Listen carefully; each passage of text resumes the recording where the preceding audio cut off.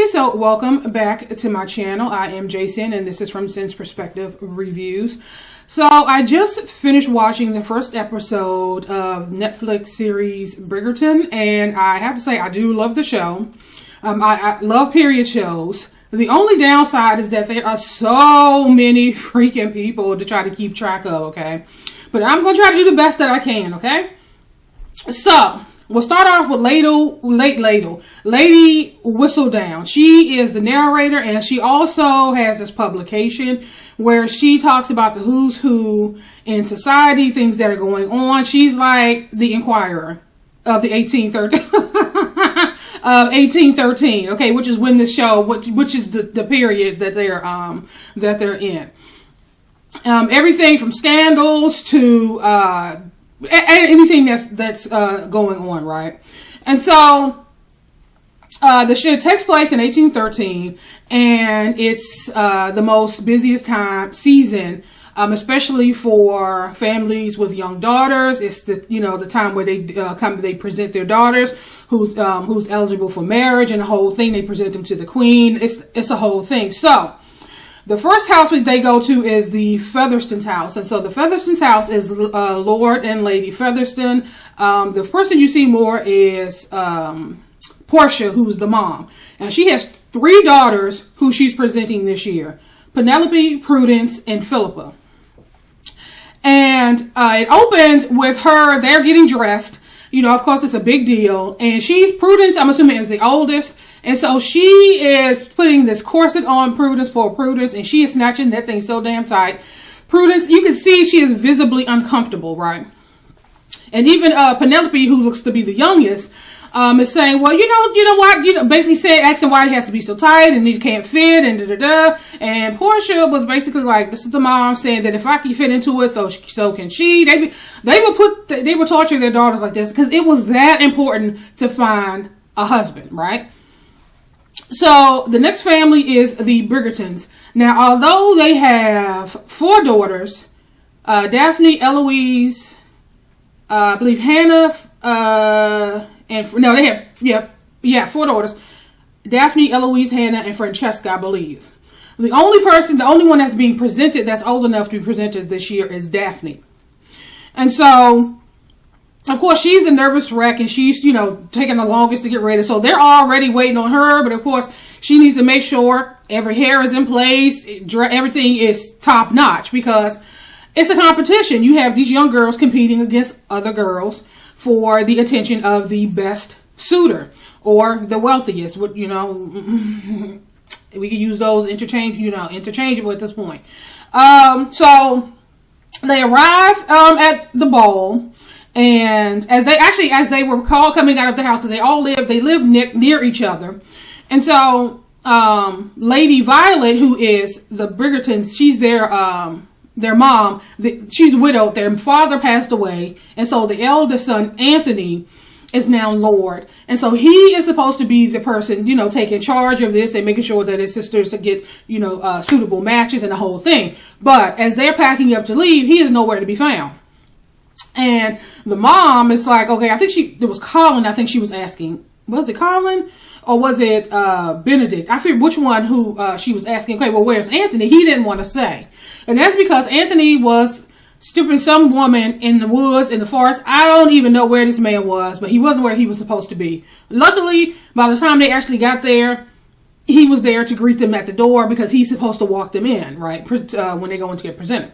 So the first group to go in, they announced the Featherstones. And so they go in, they walk in, I guess delicately enough. But unfortunately, poor Prudence, that damn corset was so tight, she didn't last 2 minutes before she collapsed. Like when they had to do the curtsy for the queen, she couldn't go. First of all, she couldn't go down far enough because the thing was so tight. And then when her mother went over to kind of push her down, I guess poor Prudence just gave way and collapsed in the floor. So that did not make a good first impression on the queen, right? So the next one was the Bridgertons, and because Daphne was being presented by herself, it was just her mother, Lady Violet, and Daphne, and she was impeccable. She walked in, There were no mishaps. Her curtsy, she did so well that the queen actually came down, stepped down, and just told her to her face that was flawless. She was really impressed with her. And so, of course, all the other women, because this room are filled with young women, right? Probably, a lot of them that were, came out last year. They're still looking for suitors, and it was a lot. And so, of course, they're now back home, and of course they're excited because she did so well, and because the queen herself felt so compelled to step down and tell her how great she did. And so Eloise, who, as you can tell, is the more no-nonsense one, is basically, saying that, yeah, now, it's good that the queen, kind of singled you out and told you how great you were, but now you've just became the target of 200 other girls also buying, also out here trying to find suitors, right? And so around this time, I think one of the maids came in and said that their new dresses had arrived, so they all flooded in, and around this time, there was these young boys who were going around delivering Lady Whistledown's little pamphlet or her little news thing where it has all the gossip and all of that. And of course, in the article, it was talking about how well Daphne did, and the whole thing. And then they started talking about some scandal or something that was going on. So at the Featherington's home, Lady Portia was like, I wouldn't be surprised if Lady Violet was Lady Whistledown because she felt like all this praise was undeserved. I'm like, girl, you basically damn near strangled your child to death. She collapsed in front of the freaking queen. Like, I mean, the Bridgertons didn't have anything to do with that. But one of her, the maids, I guess, I never got her name. I was looking on the cast list, but she was saying, you know what? This is actually a good thing because the sooner Daphne is off the market, it will make things a lot easier for the other girls who are also, namely, the other Featheringtons, Penelope, Prudence, and Philippa.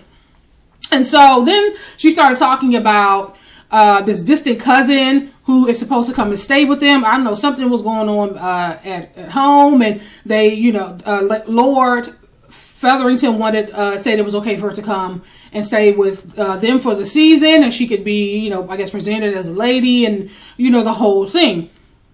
And so the maid was like, well, do you think that you could, because she didn't, Lady Portia had no idea who this girl was. They had never laid eyes on her. And so the maid was saying, how do you think that it's a good idea that you're going to have someone here that's going to actually be competing with your daughters? And Lady Portia was like, I mean, what does she know? She grew up on a farm. She used to being around animals. Basically she's not going to be as polished and refined as my daughters. Like, I'm not worried about that. And so Penelope, who's the youngest, and she's is heavier than her sisters.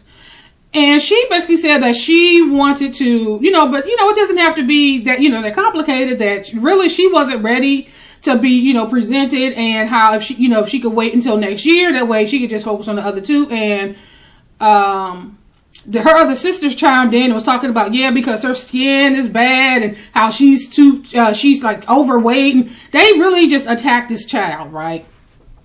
Bitches. And but Lady Portia was like, no, that's out of the question.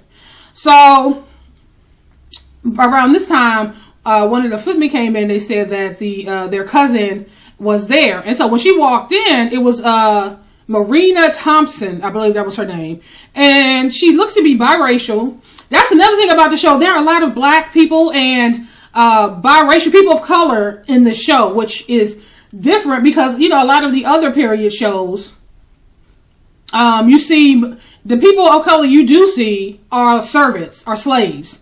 But a lot of these, the people that are in this show are titled. They, they actually have some power, which I thought was, quite different. So she looks to be biracial. She walks in, and of course she's stunning. And you can see Lady Portia's face kind of drop like, oh, okay, so she's not some country bumpkin that I don't have to worry about. So, now she's like second guessing, like, oh, did I make the right decision to have her come here? It's too late now. She's already there. Anyway, so Simon arrives at Lady Danbury's estate.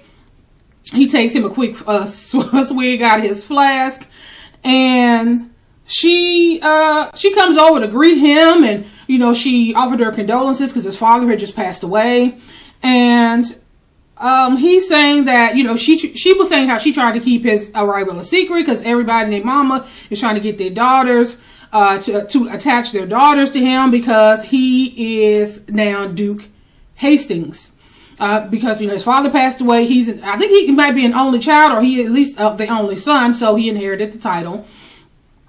And he's, you know, really not happy about that. And you get the impression that he really didn't have the best relationship with his dad. And so he was basically like, you know what, I just want to keep things low key. I just came to settle my father's affairs, and I'm going to hit the road. And Lady Danbury was having a party, and she was like, he basically said he wanted to respectfully decline. And she basically said, no, I want you there. And he couldn't say no to her, so he agreed to attend the party. And so Anthony, the next person you're introduced to is Sienna. She is in the theater. She's an opera singer, and Anthony has an affinity for her. He's you know, she's rehearsing, and he's there. And the next thing you know, they end up in bed together, and you know, he starts talking about, you know, his responsibilities, being the oldest, and, you know, he has to escort, she wanted him to stay, and he was like, he couldn't stay because he had to escort his sister, which is his job, to escort her and to kind of help her find a suitable partner. And he made the comment that kind of was off-putting to her when he said every woman, no, she actually said that, you know, your sister's lucky because not every woman or young girl has someone to look out for them like that. And his response was, well, not every woman is a lady. Basically saying that if you're not this perfect, untouched, unsullied person, then you're not worthy of respect or protection, which really, you know, kind of, you know, I had to got my pressure all rose up a little bit. But I was like, okay, I got to remember this is, I mean, even though that's a mindset today, it was really bad then. And so she got offended. She was like, oh, okay. Because it was, you know, came across like he didn't really respect her. And so he told her that, you know, that I don't feel that way about you, and that I'm always going to be here to protect you, and you know, the whole thing. Okay. So now it's the ball. And the Featheringtons and the Bridgertons arrive. And of course, you know, it's, you know, the camera's panning around the room, and you have random people having their conversation, talking about who's who, who's there, why they're not there, the current scandals, you know, the whole thing, right? And so eventually Lady Violet, Daphne, and Anthony, they walk in, and they make an entrance. And of course, people take notice. And of course, all the men are taking notice of Daphne. And Anthony,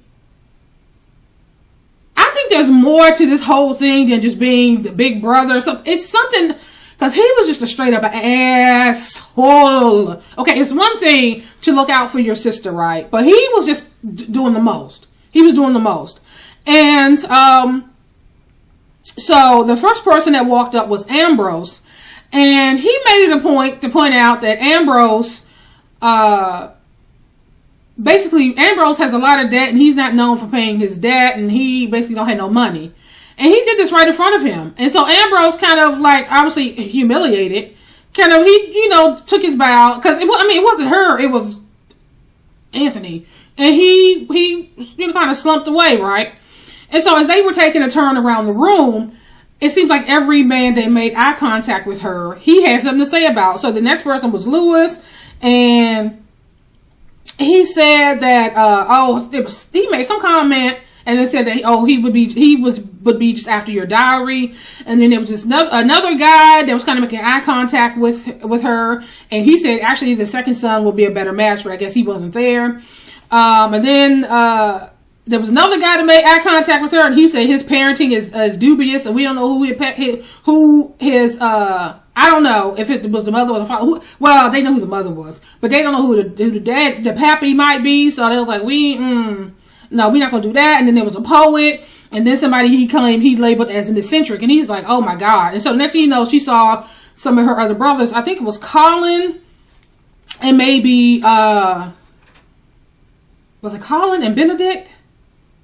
I don't know which, but they, both walked over, and he was like, oh, this is Anthony. Like, it looks like the only decent men here are your brothers. He said, this is ridiculous. And so Colin talked about he had a job offer or something, a placement or something in Greece. And so, of course, she's kind of excited about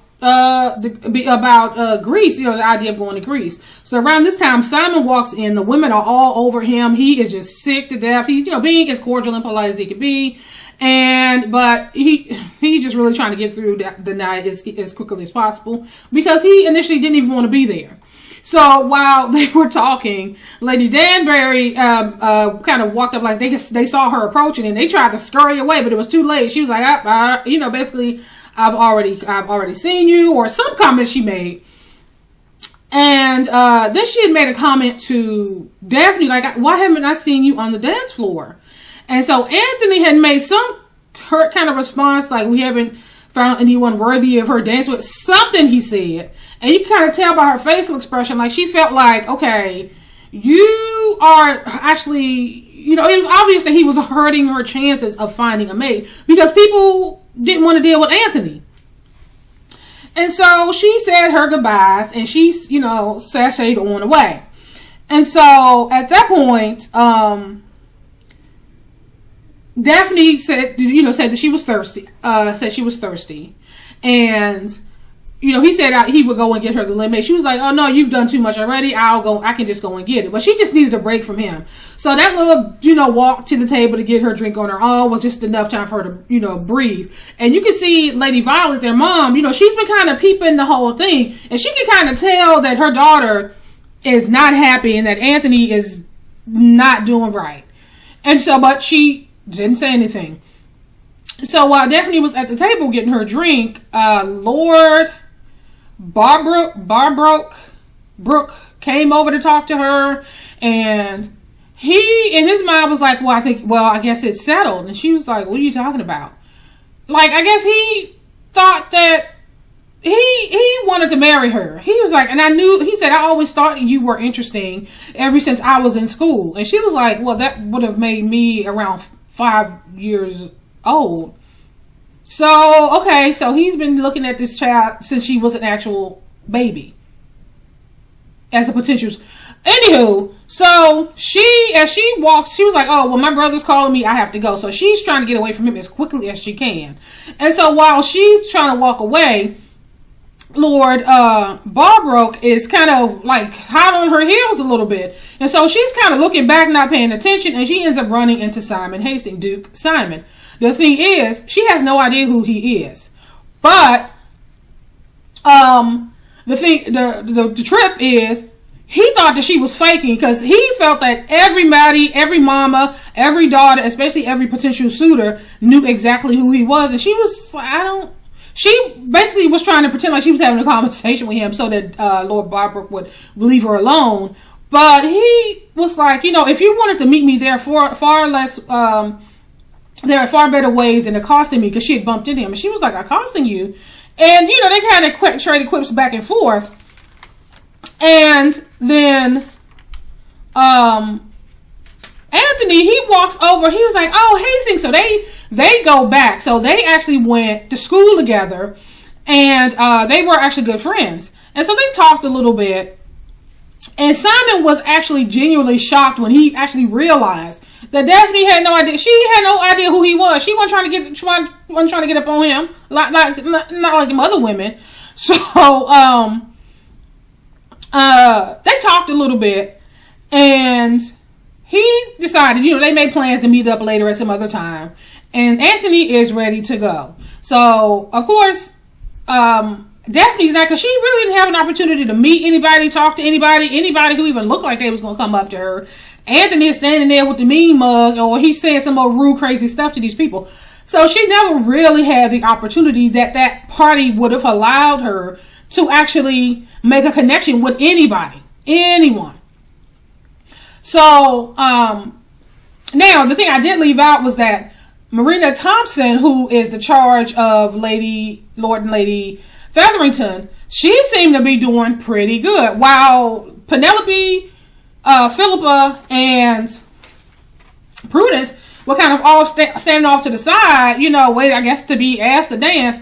Marina had no problem finding suitors and, you know, being able to find people interested in wanting to take her, you know, spin her around the dance floor. So, excuse me.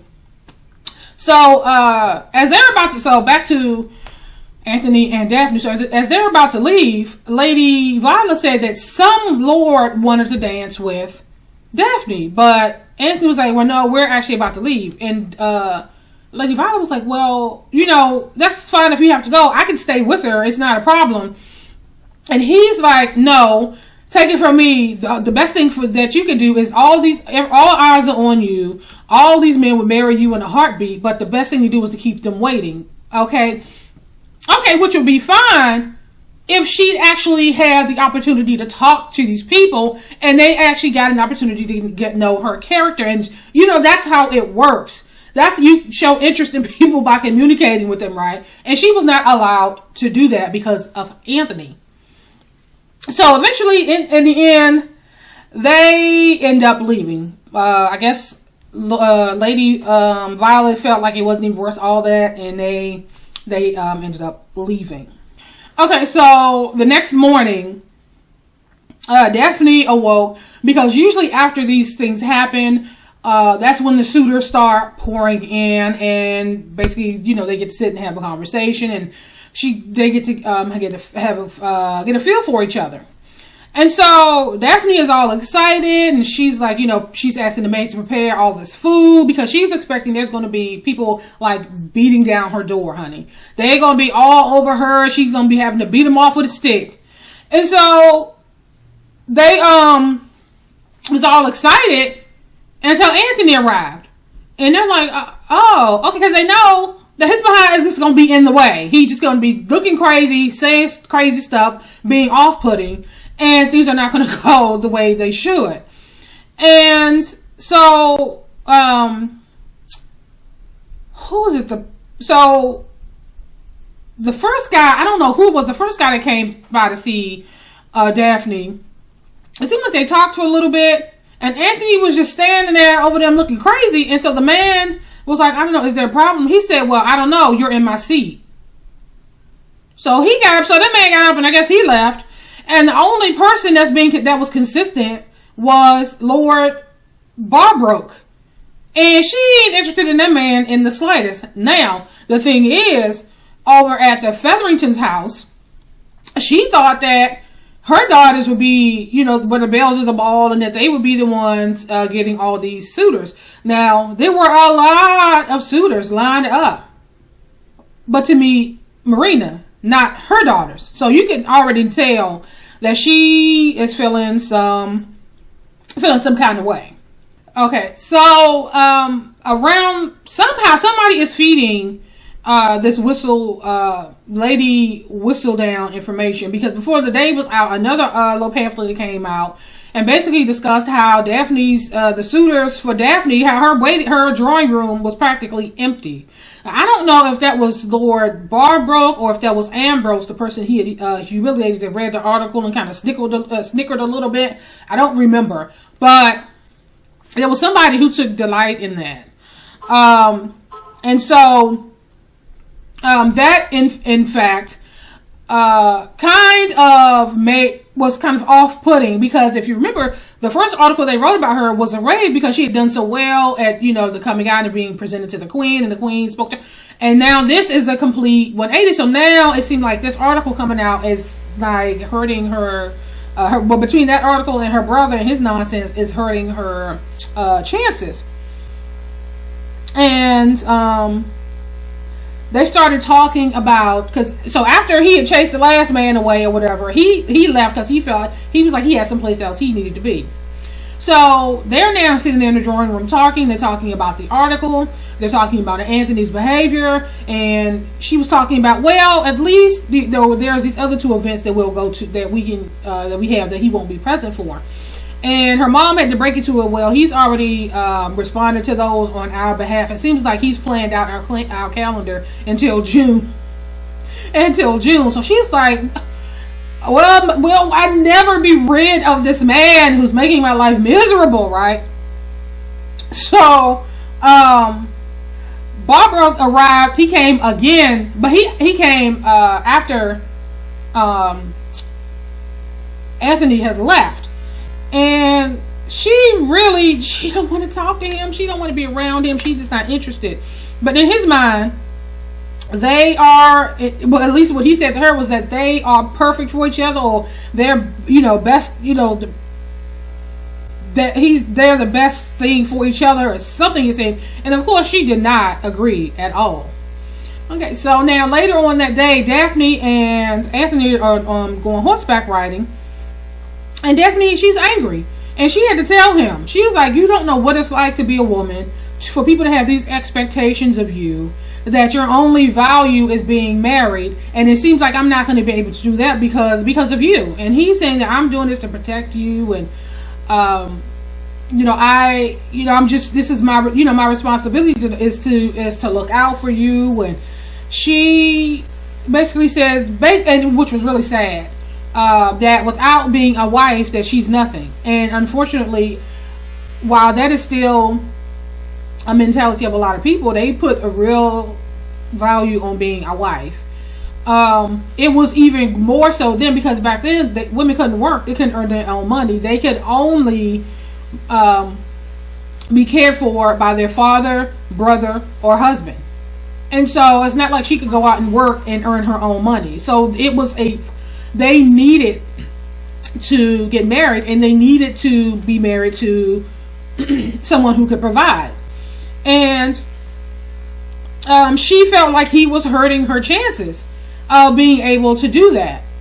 And he was like, well, you're a Bridgerton. And she was like, well, sometimes I wish I wasn't. And she kind of went on ahead, and you could kind of see his facial expression. Like, dude, you're ruining her life. It's one thing to be a caring brother and to look out for her, but the way that he's going about it is almost like a jealous lover or something. Like he doesn't want her to be with anybody else. It's weird. So Duke Hastings and Anthony, they've met up for drinks, and they started talking. And Anthony is talking to Simon, saying that you keep saying that you never want to marry. And Simon, he really doesn't see himself ever being a husband. And so, but then he turned the question back on to Anthony, like, you're a dude, you have the same amount of responsibilities that I do, but you don't seem to be, in a hurry to get married. And he made the comment, well, I have something that you don't. And he was like, I have other brothers. So he has 4 other brothers. So he felt like if he doesn't marry, then one of his other brothers will pick up the mantle. And I'm like, well, that's kind of not, that's you're not really taking responsibility. That's your responsibility to marry well and have a family. So he felt like he could just piss life away because he got the backup and the backup for the backup and the backup for the backup and the backup, right? So Lady Portia, you could kind of see there she's walking with the maid, and there in the hallway you saw Lord Featherington. He's sitting he's in the drawing room, and the other girls are there. Even Marina is there. Was there another suitor there, or a couple of suitors there? And you can kind of see that he's kind of looking over his paper, like watching to see what was going on. But you can hear Lady Portia and the maid was like, why don't you send her back? And she was like, I don't think Lord Featherington would be okay with that. And so Barbrook is back at the house. He is so like bed bugs. They're so freaking persistent, right? And she is being as polite as she can, but she really don't want to talk to him. So later that night, they're at the theater, sans Anthony, and Lady Danbury, she's over talking with the Queen, and she invited Lady Violet and Daphne to come and sit with her. And so when they walked over, of course, they curtsied for the Queen and the whole thing, and the Queen had made some comment about, she felt like Daphne has been a disappointment because, she raved about her in the beginning and then nothing happened. So she kind of walked away, and so they kept Lady Danbury and Barry invited them to sit with her in her box. So while Daphne was all engrossed in the play, Lady Danbury and Lady Violet are talking, and they started talking about Lady Whistledown and how, you know, the gossip and how it's, you know, some of this stuff isn't right and how hurtful it is and the whole thing, and what she wrote about Daphne. And Lady Danbury said, you know, Lady Whistledown only writes what she sees, and maybe we should change what she sees. And Lady Violet's kind of confused for a minute, and then she says, you know, Simon loves gooseberry pie. And Lady Violet said, oh, that's you know, one thing that my cook is famous for. So they kind of had this little this evil, you know, kind of snicker amongst themselves. And Daphne was none the wiser because she was so engrossed in this play. Back at Bridgerton's house, the Duke is down over for dinner, and so you got the whole family sitting around, and you have Anthony at one end of the table, and you have Lady Violet at the other end, and next to her is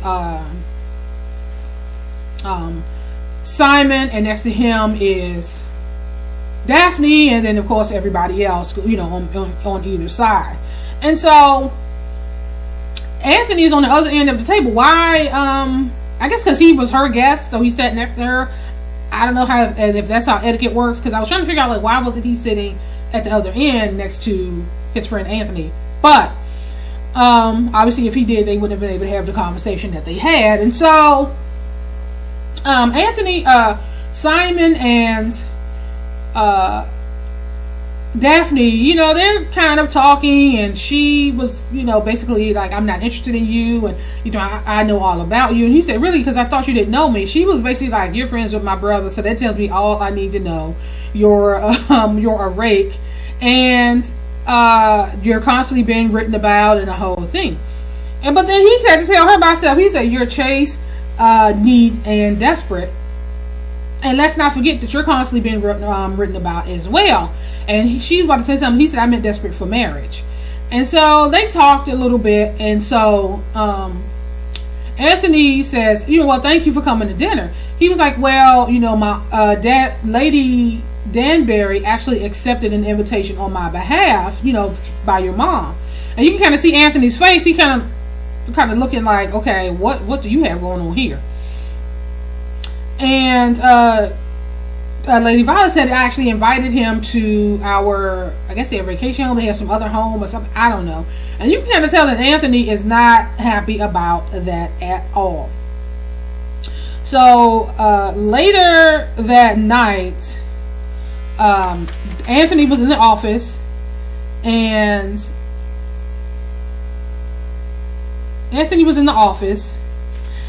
he was working on something. Lady Violet walked in, and she says that he basically tells her that it's not going to work, whatever her and Lady Danbury has planned, that Simon has already told him 900 times that he has no plans to marry, and he's not going to marry her. And she said that she invited him to dinner somewhere, and he tells her that she overstepped. She was like, well, what else am I supposed to do? You know, this is your he was saying how it was his responsibility, and she had to tell him about herself, like, okay, it's your responsibility. So she said, well, you keep your office here at the house, so are you staying here, or are you going back to your bachelor pad, or are you going to get your opera singer that you kind of messing around with and go to your apartment on the other side of town? She's like, if your father was alive, he would have already had her matched with an old friend, I guess, you know, that's a son, or, you know, business or somebody. He would have already had her married and matched in the whole thing. She was like, you're gonna have to decide, are you the brother or are you the man of the house? And she walked off, and he had to think about that for a while. Like, you keep walking around with your chest stuck out, but you're not doing what you're supposed to be doing. And so the next day, Anthony was in bed with Sienna, who is the singer, and he basically broke it off with her. And so, of course, she's, you know, confused and upset, because she's like, just the day before, you said how you would never leave and how you would always take care of me and protect me and the whole thing. And he said that I need to I have to do the responsible thing, and I have to, you know, ask you to leave. Now, of course, this is after he'd already screwed her all night, and then decided, well, you know, I'm going to do the right thing in the morning. Okay, so, so we have another party. I'm not really sure who's throwing this party. So, Colin arrives, and you can tell Penelope Featherington, this is the youngest one, she has a crush on Colin Bridgerton. And so he walked over, and of course she's, you know, kind of straightened her little dress and everything, and he asked about Marina. And they said, well, she's not here, you know, she's sick, and mom decided to stay home with her. But my dad, you can see, Lord, he came out, you know, with us. And while they were talking, Prudence and the other two came over, and Prudence said that, you know, I have one spot left on my dance card, you know, if you're interested. And I think Penelope said something, and she ends up accidentally, on purpose, spilling her drink all over Penelope's dress. And Colin was not impressed. He told her, no, I can't dance with you, because I already promised Penelope a dance. And so he took little Penelope out on the floor, and she was having the time of her life. And you can see Prudence sitting there with her face all tight and scrunched up. It's like, stop being a bitch, okay? It's not cute. It's not cute, okay? And for you to do that to your sister is absolutely ridiculous. But that was good to see that Colin seems to be halfway decent. It seems to be halfway decent. And so,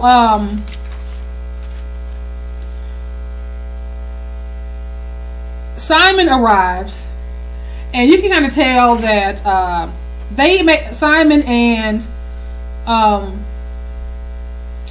Daphne made eye contact, and so they acknowledged each other, but there wasn't a smile, it wasn't a grin, it really wasn't anything. They just saw each other, they just made eye contact, right? And so it flashed to the Featherington's maid, and she was looking at she did laundry. And she looked at the sheets, and I'm thinking, okay, well, what is going on? What did she see?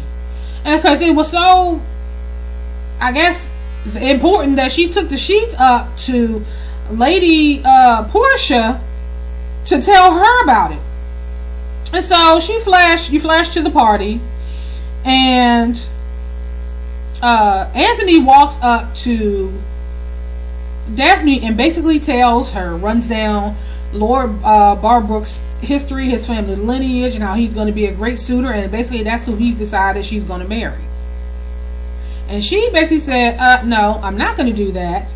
I don't want to marry him, and why would you do this to me? And the whole the guy just seems so freaking sleazy, right? And she walks off. So now she's off by herself, just trying to get her thoughts together. So the next thing you know, Lady Portia walks into Marina's room, and she said, you've been here over a month, and we haven't seen any menstrual blood on your sheets. And that's when she realized that Marina is pregnant. And she's like, okay, Lord, what am I going to do? She felt like, because it's going to cast dispersion on her whole house to have this unmarried woman in her house.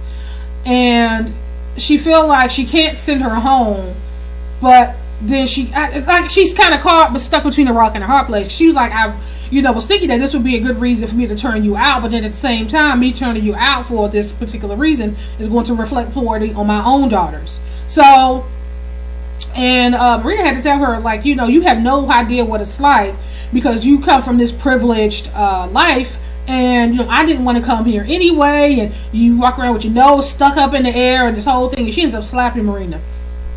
And so we flash back to the party, and so now everybody at the party is gathered for what's supposed to be this spectacular show, right? And he struck something, and it's like all of these lights lit up overhead, so people are all amazed at the whole thing. And so